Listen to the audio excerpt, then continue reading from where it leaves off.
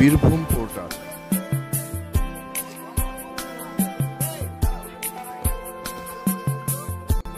৩১ বছরের বন্ধুত্বে আবদ্ধ বোলপুরের নিচুপটি নীরদবরণী উচ্চ বিদ্যালয়ের প্রাক্তন ছাত্ররা রবিবার পুনর্মিলনী উৎসবে মাতলেন।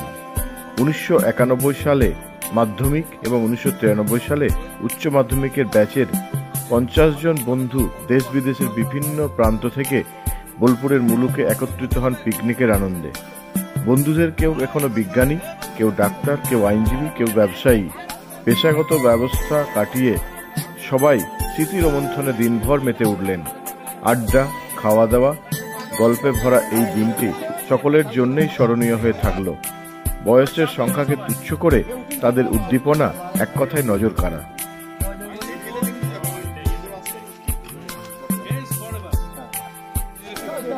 তিরিশ ৪০ বছরের একটা দল, মানে আমরা সকলের বন্ধুরা মিলে আমরা একটা স্কুলে পড়তাম, বোলপুরের স্থানীয় স্কুল, খুব নামকরা উচ্চ বিদ্যালয়, বোলপুর নিচুপটি নীরদবরণী উচ্চ বিদ্যালয়। সেখানে ৯০-এর দশকে আমরা বেরিয়ে এসেছি স্কুল থেকে, ৯৩ সালের উচ্চ মাধ্যমিক ব্যাচ।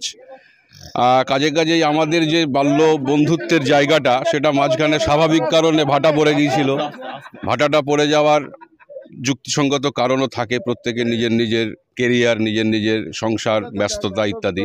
তো আমরা গত বছর থেকে এটা শুরু করেছি দু একজন বন্ধুর উদ্যোগে।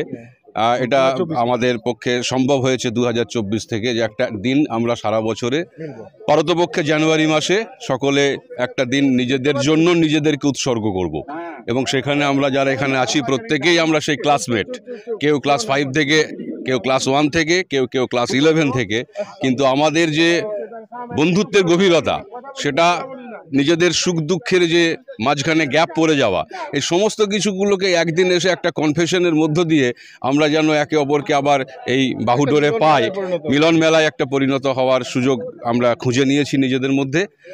আর সবথেকে ভালো লাগে আমাদের মধ্যে আজকে যারা প্রতিষ্ঠিত, প্রত্যেক বন্ধুই প্রতিষ্ঠিত। এখানে হচ্ছে যে এত মানে বন্ধুরা যে এতদিন পরে সবারই সাথে দেখা হচ্ছে, এতদিন মানে আমরা একসাথে পড়েছি, তারপরে প্রায় ৩০ বছর পরে সবাই মিলে যে একসাথে আবার হচ্ছে যে মিলছি, সবাইকে দেখছি, মানে এটার একটা অন্য অনুভূতি।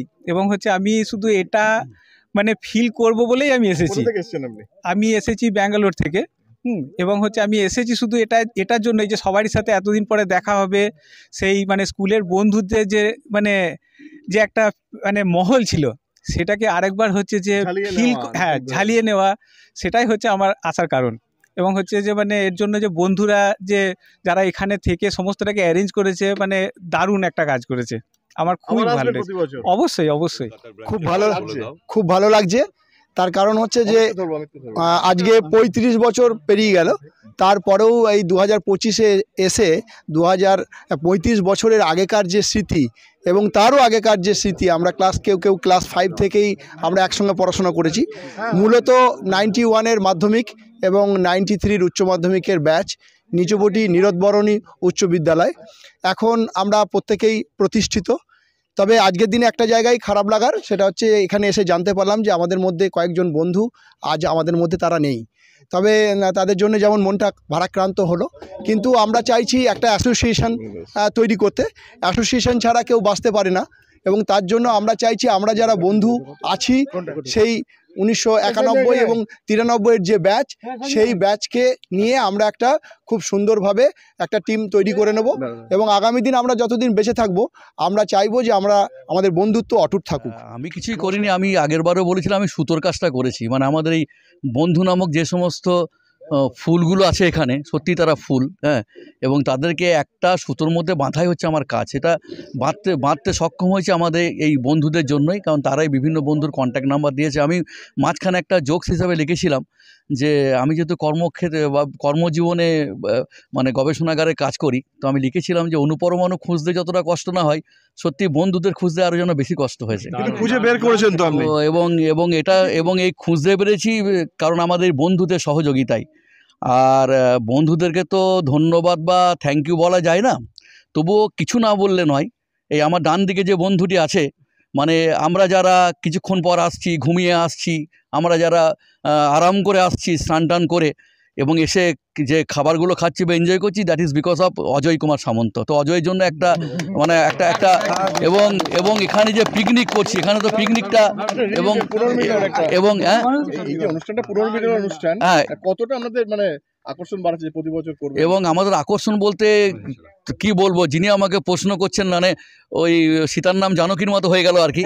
তো এই যে আমাদের পিকনিকটা অনেক উচ্চতায় উঠেছে, তার জন্য সুজিতই দায়ী।